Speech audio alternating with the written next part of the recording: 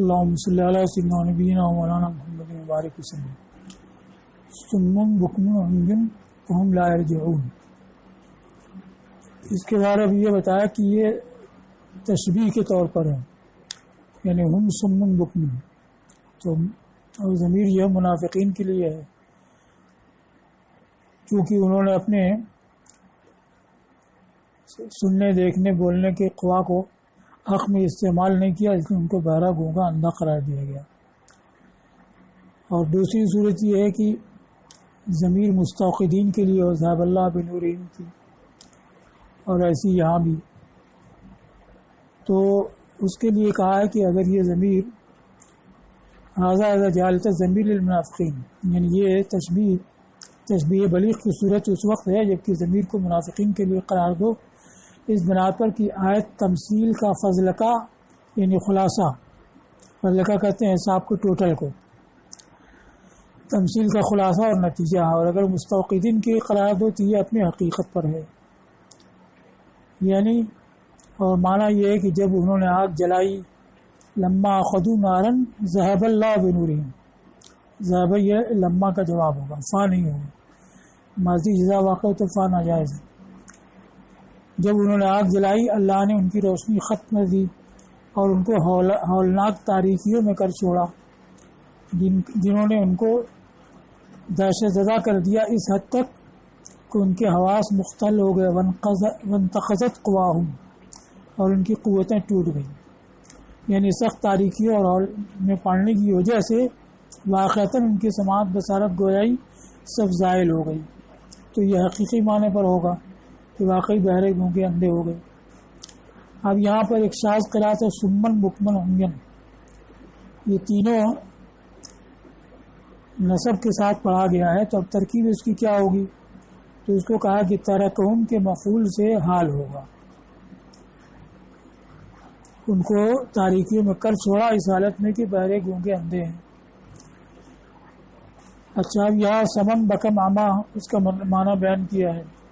سمم اصل میں اس کی اصل صلاوۃ من اکتناز الاجزاء، اجزاء کے باہم مجتمع ہونے سے جو ٹھوس پن پیدا ہوتا ہے اس کو سمم کہا جاتا ہے. اسی سے کہا گیا حجر اسم، ٹھوس پتھر، اور قنات سماؤ، ٹھوس نیزہ، اور سمام القارورہ، قارورہ کہتے ہیں شیشی کو، شیشی کا ڈھکن.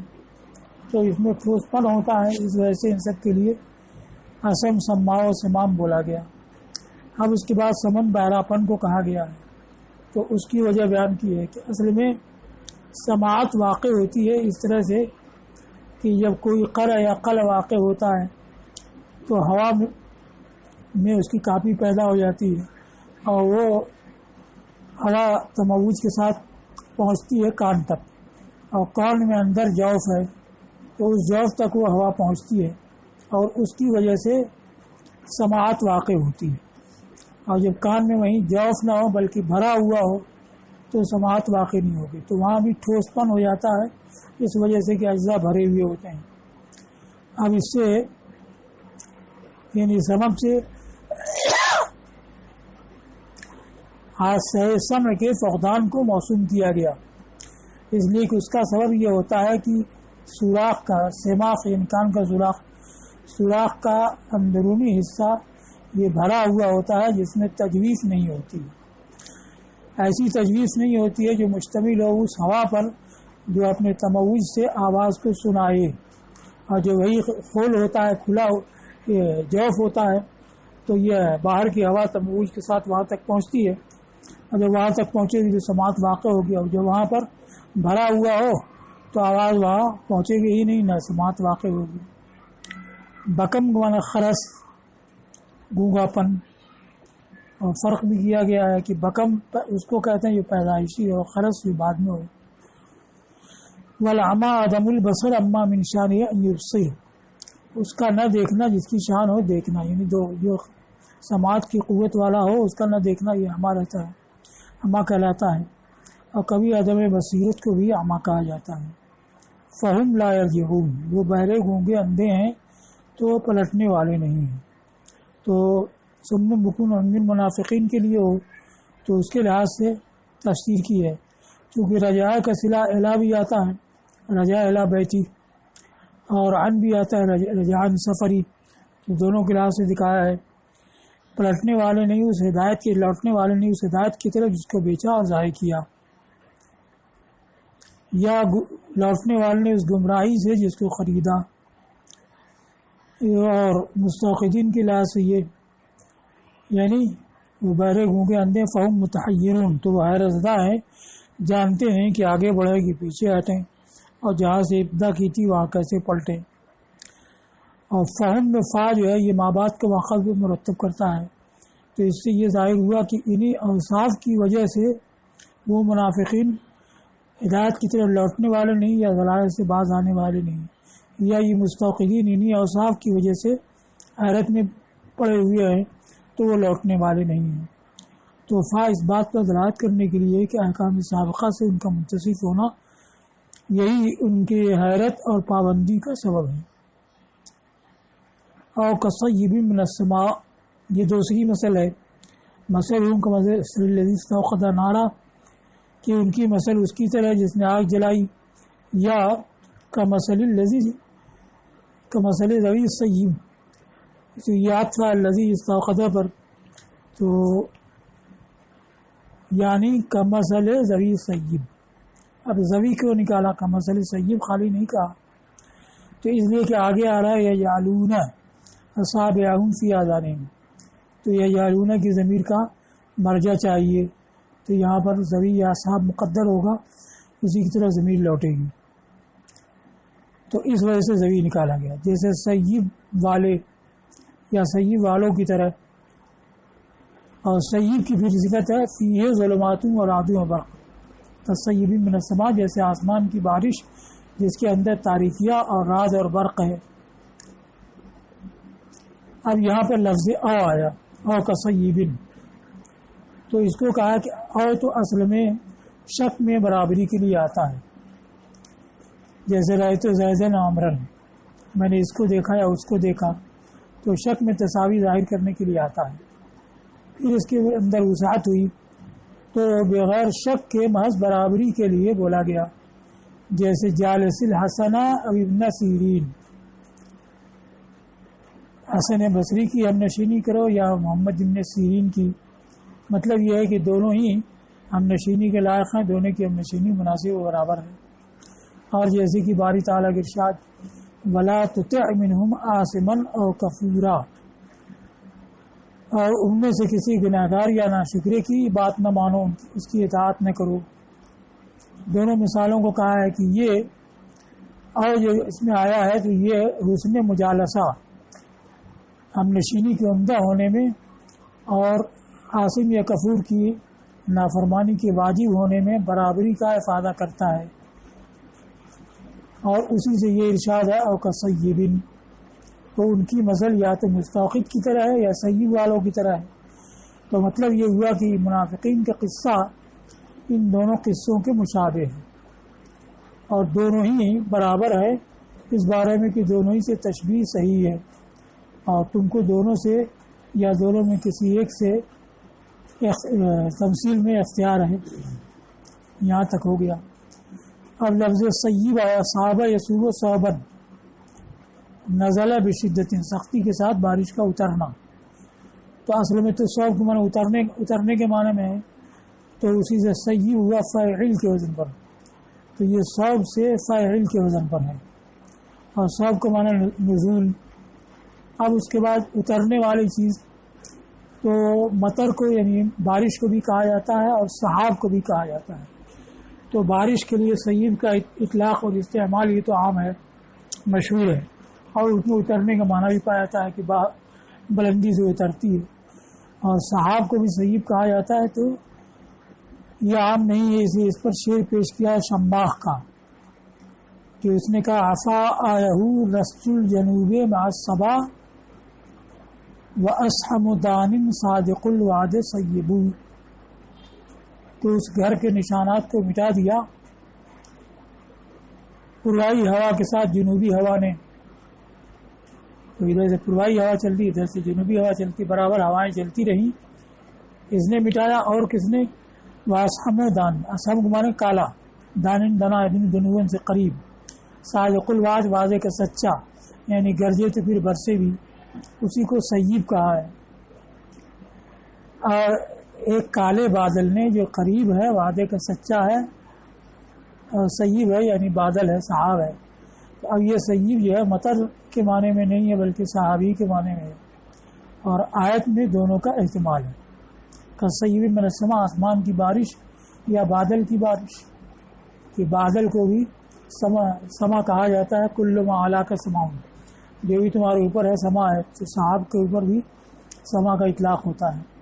اب یہ جو آیا کسیب من السماء, سیب نکرہ آیا, تو نکرہ کیوں؟ اس وجہ سے کہ اس سے سخت تنکیر برائے تعظیم, یعنی عظیم قسم کی اور شدید قسم کی بارش. لأنه اريد به نوع من المطر شدید, اس لیے کہ اس سے بارش کی سخت نوع مراد ہے. یہاں تک ہو گیا.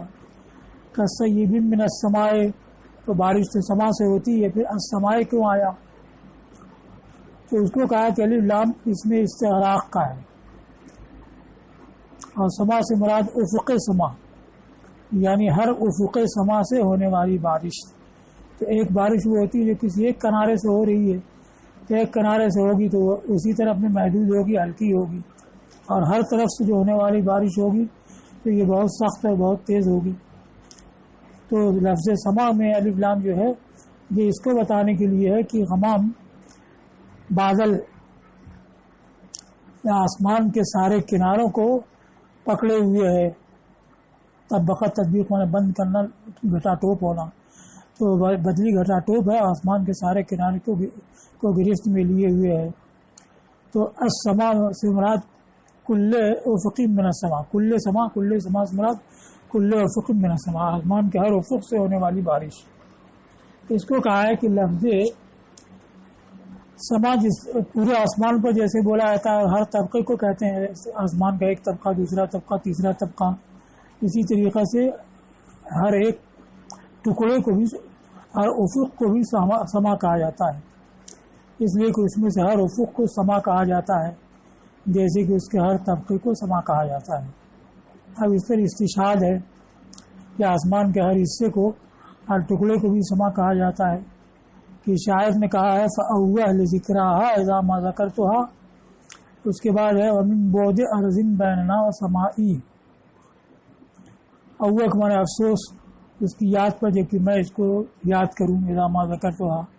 وَمِن بُعْدِ أَرْضٍ بَيْنَنَا وَسَمَائِي, اور ہمارے درمیان ایک زمین اور ایک آسمان کی دوری سے. تو ہمارے درمیان ایک زمین کی دوری ہے اور ایک آسمان کی دوری ہے. تو زمین سے تو مراد لیا زمین کا وہ حصہ جو اس کے اور اس کے محبوب کے درمیان ہے. تو وہ حصہ زمین ان دونوں کے درمیان حائل ہے, فاصلہ طویل ہے. تو اتنے طویل فاصلے کے ہوتے ہوئے ملاقات ممکن نہیں ہے. تو اس پر افسوس ظاہر کر رہا ہے کہ اس دوری سے جو ہمارے اس کے درمیان زمین کی دوری ہے, یعنی وہ حصہ زمین جو ہمارے اس کے درمیان حائل ہے. اور ایسی ایک آسمان کی دوری, تو آسمان سے مراد لیا حصہ آسمان, کہ جو زمین حائل ہے اس کے مقابل آسمان وہ بھی حائل ہے. تو ایک حصہ زمین اور ایک حصہ آسمان کی دوری جو ہمارے اس کے درمیان حائل ہے, اس سے افسوس. یہ اس شعر کی توجیہ میں کہا گیا ہے. اس پر کلام کیا گیا ہے کہ دوری بتانے کے لیے زمین کا فاصلہ تو سمجھ میں آتا ہے کہ اس کے اور اس کے درمیان یہ زمین حائل ہے, مسافت طویل ہے, اس کی وجہ سے پہنچنا دشوار ہے, ملاقات نہیں ہو سکتی ہے. آسمان کو اس میں کوئی دخل نہیں. آسمان چاہے کہ پورا حائل ہو یا کچھ حصہ حائل ہو. تو اس سے یہ مراد لینا کہ زمین کا ایک حصہ حائل ہے اور آسمان کا ایک حصہ حائل ہے. تو آسمان کا جو حصہ ہے اس کو فاصلہ میں اور ملنے کی دشواری میں کوئی دخل نہیں. اس لیے یہ ایسے ہی ہے جیسے کسی چیز کی دوری بتانے میں مبالغہ کرنے کے لیے کہتے ہیں کہ ان دونوں میں زمین آسمان کا فاصلہ ہے. تو وہی کہہ رہا ہے کہ ہمارے اس کے درمیان انتہائی مسافت دوری ہے جیسے زمین آسمان کی دوری ہوتی ہے. اس کو کہا ہے کہ السما سے جب استغراق مراد ہو گیا، یعنی ہر حصے آسمان سے ہونے والی بارش، تو اس سے تقویت ہوتی ہے، امداد کو قوی کرنا، زوردار بنانا، اس سے اس کی تقویت کی گئی ہے جو سیب میں مبالغہ پایا جاتا ہے، اصل کے لحاظ سے، وزن کے لحاظ سے، تنکیر کے لحاظ سے۔ یہ لفظ سیب کے حروف اصلیہ کو دیکھا تو صاد ہے جو مستعلیہ میں سے ہے، اس کے بعد یا ہے جو مشدد ہے اور شدیدہ میں سے بھی ہے، اور با ہے یہ شدیدہ میں سے ہے، تو مادہ کے حروف کے لحاظ سے سب شدت پہ دلالت کرنے والے ہیں۔ اور دوسرے معنی لغوی کو دیکھا جائے تو صوب کہتے ہیں فرط انفکاک کو، بہت زور سے بہنا، اور تیسرا وزن دیکھا جائے تو فاعل کا وزن ہے جو صفت کے لیے ہوتا ہے، اور صفت جو ہے ثبوت پہ دلالت کرتی ہے برخلاف اس میں فاعل کے، اور تنکیر بھی اس میں ہے، یعنی سیبن شدید، تنکیر یہ شدت کو بتاتی ہے۔ تو اب سیب میں کئی طرح سے جو مبالغہ تھا، تو اب اس کی تقویت ہو کہ ہر حصے آسمان سے ہونے والی سخت بارش، تو ہر حصے سے جب ہوگی تو اور سخت ہوگی۔ قیلہ سے بیان کیا، یعنی ان کے نزدیک مختار یہ کہ سیب بمعنی مطر ہے، اور کہا گیا کہ سما سے مراد سحاب، ان کے نزدیک یہ کہ سیب بمعنی مطر ہے اور سما سے مراد آسمان ہی ہے، اور کہا گیا کہ سما سے مراد سحاب یعنی بادل ہے۔ تو جب بادل مراد ہوگا تو اس میں ہر حصے ابر سے ہونے والی بارش یہ مراد نہیں، لام تعریف کا ہوگا، یعنی ایسی بارش جو ابر سے ہو رہی ہے، تو الف لام مایت کی تعریف کے لیے ہوگا، یعنی لام جنسی ہوگا۔ فیہ ظلمات و رعد و برق، اس میں تاریکیاں ہیں اور رعد اور برق ہے۔ فیہ کی ضمیر سیب کی طرح لوٹے گیا، سیب سے مراد یا تو مطر ہے جس کو اختیار کیا، یا سیب سے مراد بادل ہے۔ تو اب بارش کے اندر تاریکیاں ہیں، تو تاریکیاں جمع آیا تو کیا تاریکیاں ہیں؟ اس کو کہا کہ اگر سیب سے مراد مطر ہو تب اس کی تاریکیاں ہیں اس کے گھنے ہونے کی تاریکی، ظلمت و تقاصف ہی بے تتابع القطرے و ظلمت و غمام ہی۔ تو اب ایک دور دور کر کے اگر کہیں بارش ہو رہی ہے تو فضا کا حصہ زیادہ کھلا ہوا ہوگا، تاریکی نہیں پیدا ہوگی، لیکن بہت قریب قریب اگر پانی گر رہا ہے تو اب فضا کو گھیر لے گی بارش، تو اس کی وجہ سے تاریکی پیدا ہوگی، پھر بادل کی تاریکی اور ساتھ ساتھ رات کی بھی تاریکی۔ اب اس میں سوال پیدا ہوتا ہے کہ بارش میں تاریکی اور رعد اور برق ہے، تو بارش تو بادل سے نیچے جو گرتی ہے وہ ہوتی ہے، اس میں رعد اور برق تو ہے نہیں، رعد و برق تو بادل میں ہوتے ہیں، پھر بارش میں رعد و برق کیسے کہا گیا؟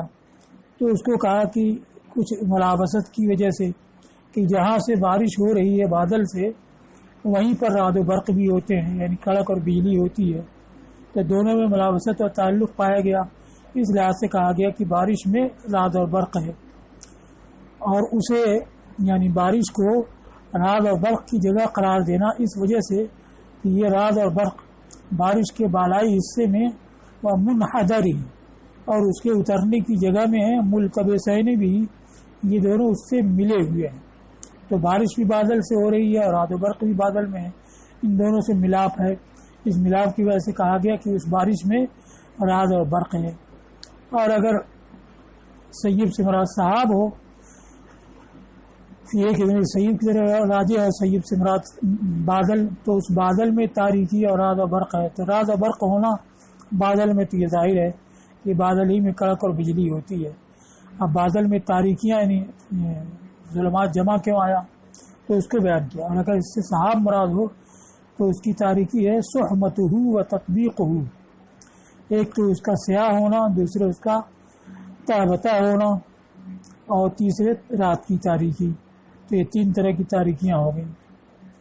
اب اس کے بعد کہا ہے کہ ظلماتن کا مرفوع ہونا ظرف کی وجہ سے ہے بالاتفاق، اس لیے کہ وہ موصوف پر اعتماد رکھنے والا ہے۔ اس کا یہ مطلب نہیں ہے کہ اس کو جملہ ظرفیہ بنانا ہی کوئی ضروری ہے، کہ یہ خبر مقدم اور ظلمات مدعا مؤخر یہ ترکیب بھی ہو سکتی ہے، لیکن یہ ظرف اور ظلمات فاعل ظرف بنائیں تو یہ سب کے نزدیک جائز ہوگا. اخفش کے نزدیک تو ہر جگہ جائز ہے، اور جمہور کے نزدیک ظرف کے عامل ہونے کے لیے شرط ہے کہ وہ اعتماد رکھتا ہو مسند الیہ پر یا موصوف پر یا ذوالحال پر یا حرف نفی حرف استفہام پر. تو یہاں اعتماد موجود ہے، کیونکہ اس کے بعد اس سے پہلے سیبن ہے اور کسیبن فی ظلمات، تو سیب موصوف ہے، فی ظلمات یہ صفت ہے، تو موصوف پر اعتماد موجود ہے، لہذا ظرف جو ہے سب کے نزدیک عامل ہو سکتا ہے. تو اس کا ظرف سے مرفوع ہونا یہ بالاتفاق ہوگا، اس وجہ سے کہ یہ ظرف موصوف پر اعتماد رکھنے والا ہے. اب رعد اور برق کیا ہے؟ تو رعد وہ آواز ہے جو سحاب سے سنی جاتی ہے، کڑک. مشہور یہ ہے کہ اس کا سبب، یعنی فلاسفہ یہی بتاتے ہیں کہ اس کا سبب ہے اضطراب و اجرام السحاب واستقاقها اذا حدث الريح، ہدا یدو چلانا، ایسی ہدا لیبل اونٹوں کو آواز سے چلانا، اسی سے ہدا بولا جاتا ہے. تو مشہور یہ ہے کہ اس رات کا سبب ہے سحاب کے اجسام کا باہم مضطرب ہونا اور ایک دوسرے سے ٹکرانا جبکہ ہوا ان کو چلائے. اور صحیح یہ ہے کہ جیسا کہ قرآن میں یسبح الرعد بحمدہ، کہ رعد رب کی حمد کے ساتھ تسبیح کرتا ہے. تو رعد ایک فرشتہ ہے اور وہ کوڑے سے مارتا ہے، اس کی آواز سے روشنی پیدا ہوتی ہے، وہ برق ہے. یہ ارتعاد سے لیا گیا، ارتعاد کے معنی لرزش، تو اس میں لرزش ہوتی ہے. اور برق ما یلمع من السحاب، سحاب سے جو چمک ہوتی ہے. برقہ یبرقو نظر سے، برقہ شیء بریقن سے لیا گیا جس کے معنی چمکنا. اور رعدن برقن یہ دونوں اصل میں مصدر ہیں، اسی لیے یہاں ان کو جمع لم یجمعا، اسی لیے جمع نہیں لایا گیا، نہیں رعود بروق نہیں فرمایا گیا.